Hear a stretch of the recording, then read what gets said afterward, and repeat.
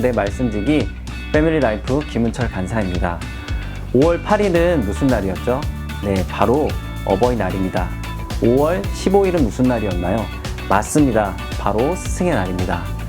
부모의 영광은 자녀이고 스승의 영광은 바로 제자들일 것입니다. 사도 바울은 결혼을 하지 않았지만 영적인 영향력을 끼친 많은 사람들이 있었습니다. 이들은 그에게 영적인 자녀이자 제자들이었고 그들을 향한 바울의 마음은 너무나 애틋했습니다. 그 마음이 얼마나 애틋했는지 오늘 말씀을 통해서 한번 살펴볼까요?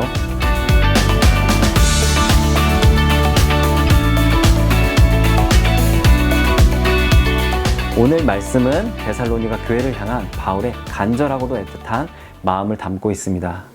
13절에 바울은 하나님께 감사하고 있습니다. 바울의 감사의 이유는 무엇일까요? 바울은 과거에 3주에서 1개월의 기간 동안 이곳에서 복음을 전했고 순수한 복음이 그들의 삶과 신앙에 스며들기를 바랐을 것입니다. 그의 바람대로 데살로니가 교회는 바울이 전한 복음을 사람의 말이 아니라 하나님의 말씀으로 여기고 받아들였습니다.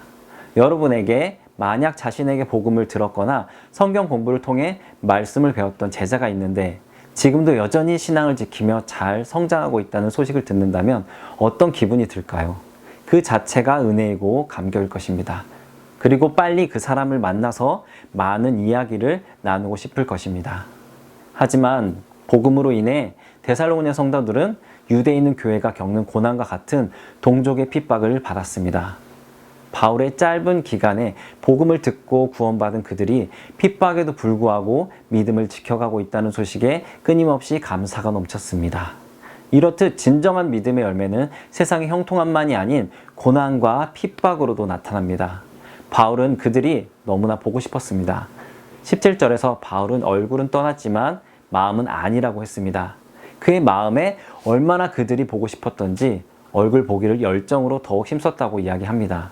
바울은 그냥 표면적인 것이 아닌 그들과 만나서 함께 식사도 하고 교제하며 그들에게 그동안 일어난 은혜로운 일들을 직접 자세하게 듣고 싶었을 것입니다.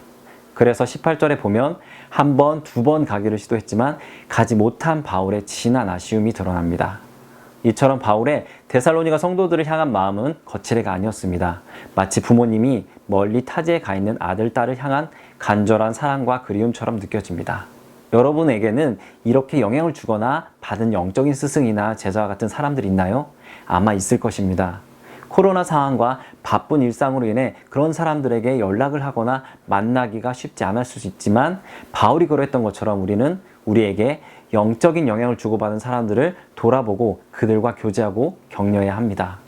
반면에 핍박하는 유대인들은 어땠습니까? 하나님을 믿는다고 구원받는 백성이라고 자부하지만 15절과 16절을 보면 오히려 예수님과 선지자들을 죽이고 하나님을 기쁘시게 하지 않고 이방인에 대한 복음을 가로막는 자들이 되어버렸습니다. 그리하여 하나님의 진노의 대상이 되어버린 것입니다. 만약 믿는다고 하는 우리가 그리스도인이라고 하면서도 세상의 가치와 열매를 따라서 살아가고 믿지 않는 자들에게 복음을 흘러가는 것을 막는 자가 된다면 어떻게 될까요? 우리 역시 당시의 유대인들과 같이 하나님의 진노의 대상이 될 수 있을 것입니다. 면류관은 승리한 사람에게 주어지는 것입니다. 여러분은 어떤 면류관을 얻기를 원하시나요? 좋은 스펙, 안정적인 직장, 높은 지위, 높은 연봉, 사업에 대한 성공, 투자 성공, 청약 당첨, 복권 당첨, 100만 구독 유튜버가 되는 것, 유명해지는 것, 세상은 권력, 재물, 명예를 인생 승리의 면류관으로 여깁니다. 그렇다면 우리의 면류관은 무엇이 되어야 할까요? 19절에 보면 바울은 자신의 소망이나 기쁨이나 자랑의 면류관이 바로 데살로니가 성도들이라고 고백합니다.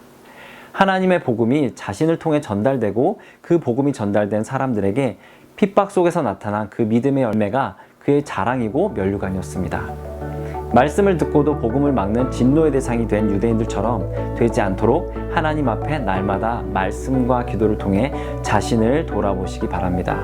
그리고 바울에게 데살로니가 교회가 면류관인 것처럼 여러분이 예수님의 소망이고 기쁨이고 자랑의 면류관이 되시기를 기도합니다.